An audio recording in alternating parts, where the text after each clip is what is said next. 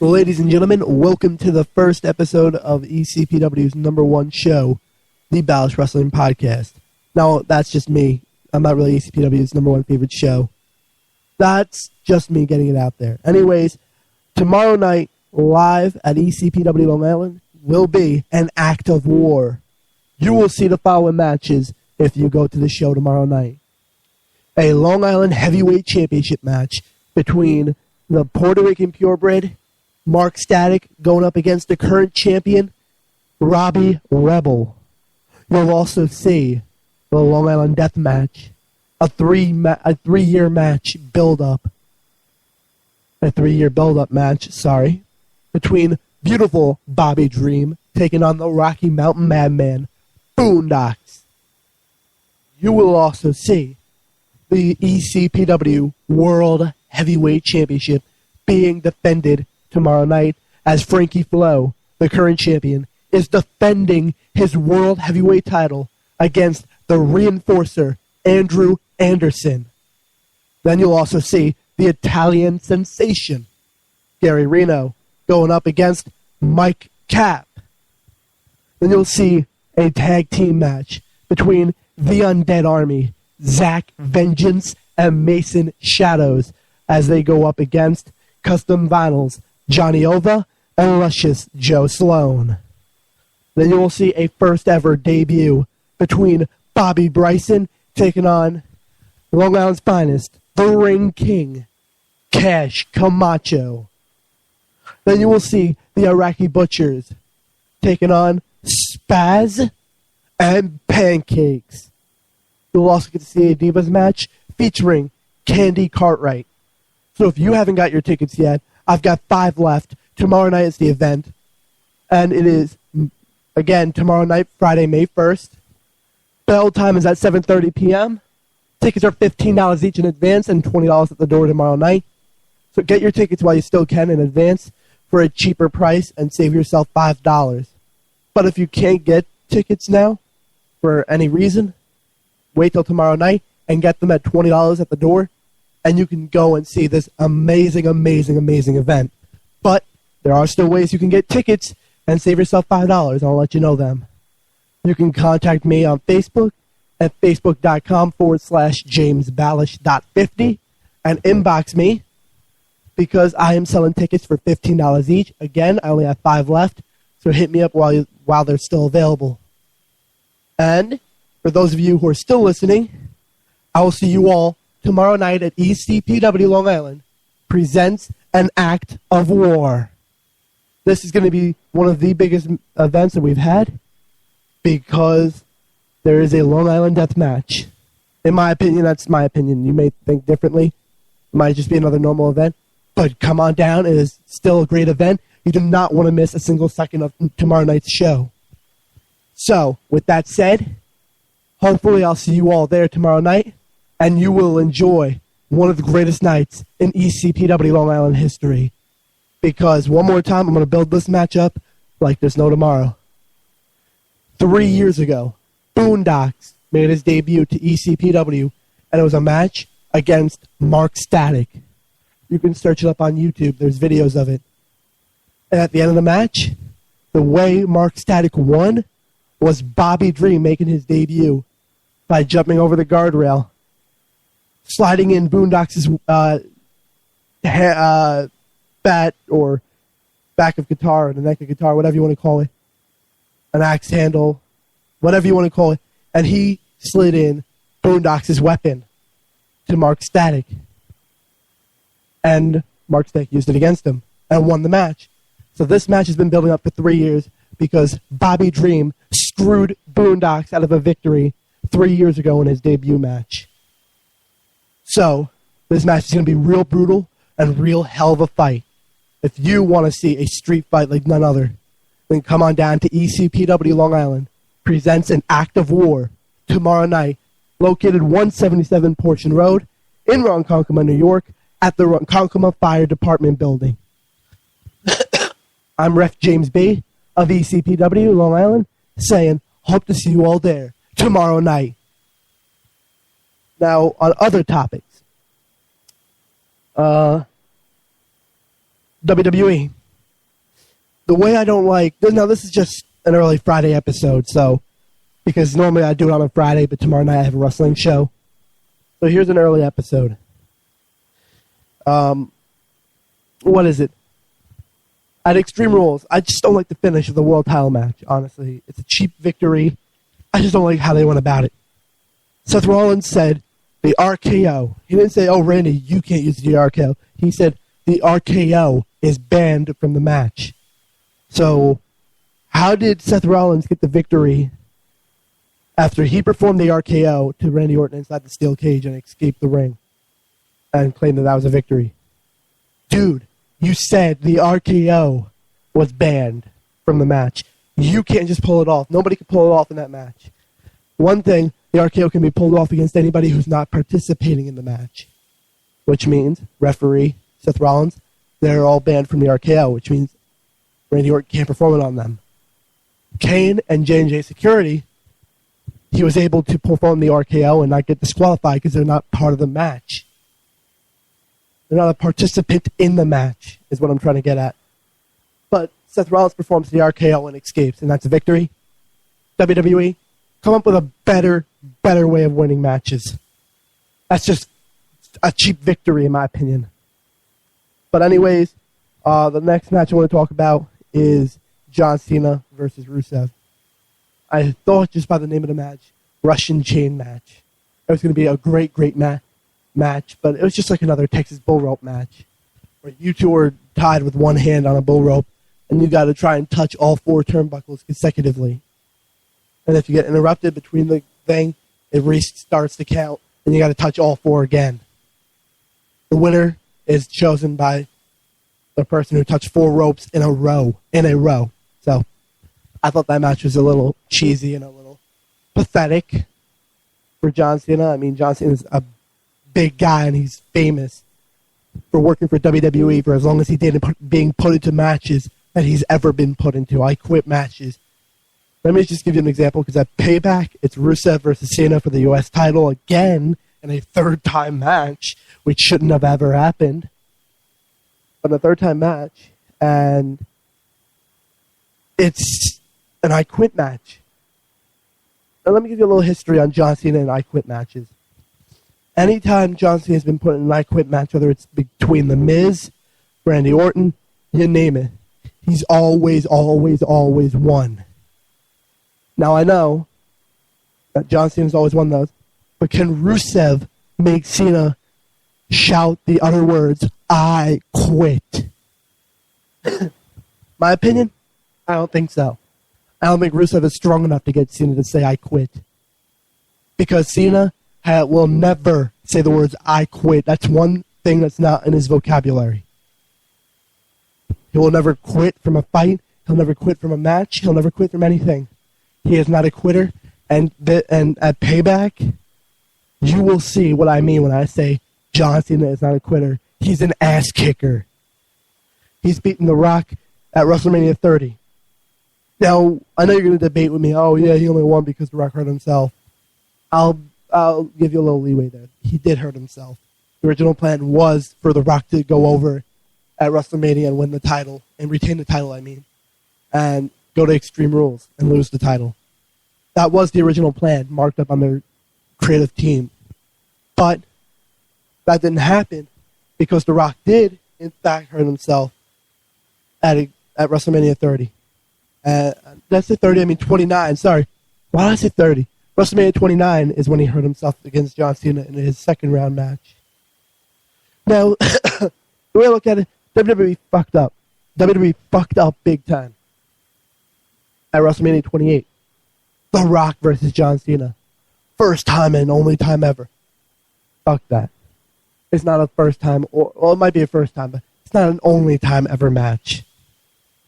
Because after WrestleMania, around the time of Survivor Series, when they had to start coming up with WrestleMania options, okay, what's going to lead up to WrestleMania? We got one more pay-per-view before the Royal Rumble, which will lead up to the pay-per-view.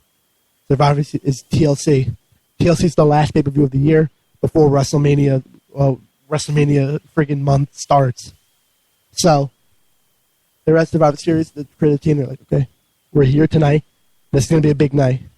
Cena you're going to go into whatever match we put you in, blah, blah, blah, blah, blah, blah. TLC, Cena, you're going to be put into blah, blah, blah, blah, blah, blah. January comes around. They say, okay, Cena, you're going to be put back into another match with The Rock. The Rock's going to face Punk tonight. He's going to get awarded the WWE Championship, and you're going to face The Rock at WrestleMania 29 in a rematch before the title this time. And it's like, okay, I'll face Dwayne. I don't care. And that's not his attitude that he gave the creative team, but I'm just letting you know what I think. And he's like, you know what? All right, I'll face Dwayne, whatever. And then he goes on to, what is it, Elimination Chamber, or skips Elimination Chamber. I'm not too sure what happened. But what happened was that he, in the end, faced The Rock for the WWE Championship at WrestleMania 29. And it was just that alone. He faced The Rock for the title, and they just blew it out of the water. Oh, year before that, first and only time. Might have been the first, but it was not the only time, idiots. So unless you're going to mean what you say, don't make up slogans. Don't make up, oh, it's the only time they're ever going to meet. Because then you're just making yourself look like fools. Think ahead. If you want to face them together again, do not make up the slogans the first time around. Because then people can go back in history. Oh, it's the only time ever. John Cena versus The Rock at WrestleMania 28. And then WrestleMania 29 happened and he faced him again. Yeah, it's just a load of bull. I just don't like how you built that matchup. I was there in attendance live at WrestleMania 29, and I just did not like the way you built it up. I'll give you my favorite matches of the night, though, back at WrestleMania 29. And I know that was 2 or 3 years ago now.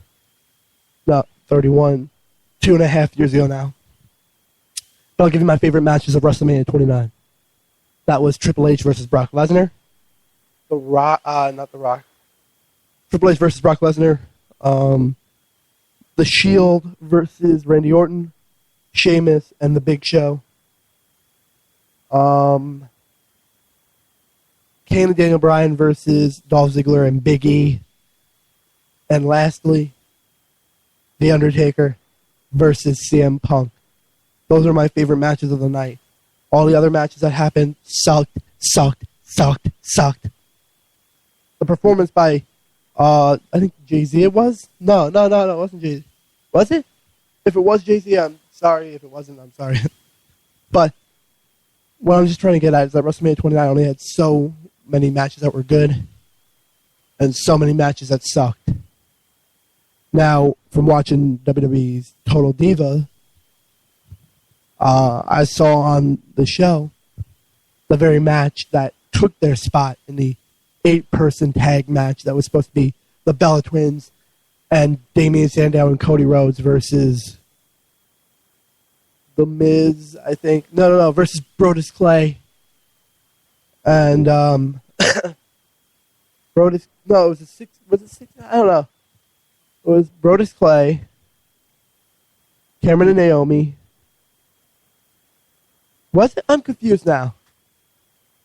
But yeah, the Divas match didn't happen that night, and I was all excited for it, but it never happened. Now, if you know Shawn Michaels, I'm going to bring him up for a minute. You know Shawn Michaels. You know that his entrances are loud when it comes to the pyrotechnics. His music hits on. He gets on the ground. All you hear is, and that's his pyrotechnics. I went to WrestleMania 29. Now, this is getting a little personal, but I had to use the bathroom. I got up, went to the facilities, and I heard Shawn Michaels' music playing, which means he was coming out for his entrance. Didn't think anything of it. But I did not hear his pyrotechnics. I go back on the DVD, and there they are, the quietest freaking pyrotechnics you could have ever had. And Shawn Michaels is known for having the loudest pyrotechnics ever. So I was just disappointed that I didn't hear his pyrotechnics. Because all I heard was, you think I'm hot. You think I'm sexy. And that's just his music and whatever. And I did not even hear the pyrotechnics not once that night for Shawn Michaels. But I got back in time for Triple H's and Brock Lesnar's entrance. And they were fantastic. Brock Lesnar comes out with Paul Heyman.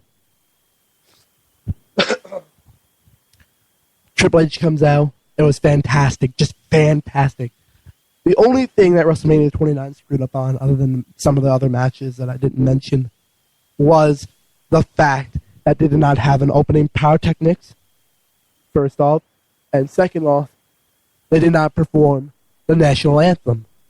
Now, if you know WrestleMania, they have never gone before without performing the national anthem. WrestleMania 29 was the first time in WWE history they did not perform the national anthem at WrestleMania. And I was disappointed. Honestly, I was. But then again, that was also the same year as Hurricane Sandy. So, at the same time, I guess I know where they were coming from. But, yeah, that's just what happened. They did not perform the national anthem. They did not have an opening pyrotechnics. And the rest is history. Anyways, I'm going to let you go to listen to a song.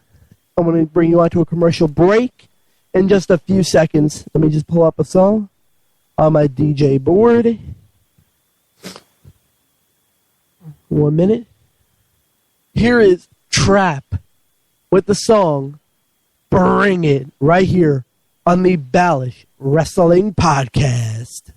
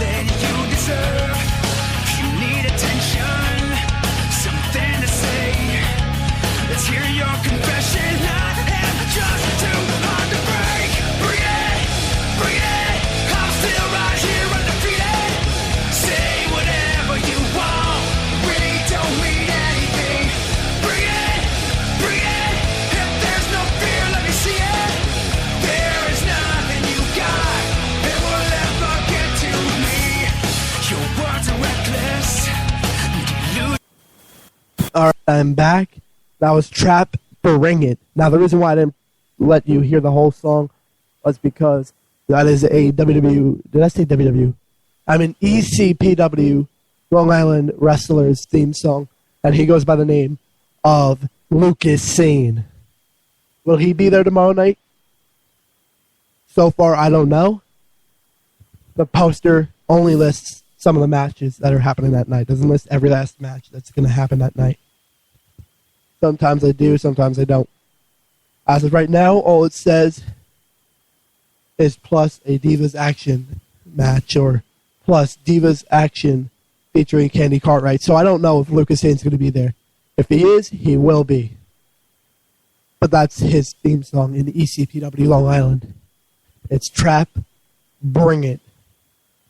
Another thing that's on my mind is the fact that tomorrow night, this is the last time I'm announcing it, tomorrow night is ECPW Long Island presents an Act of War.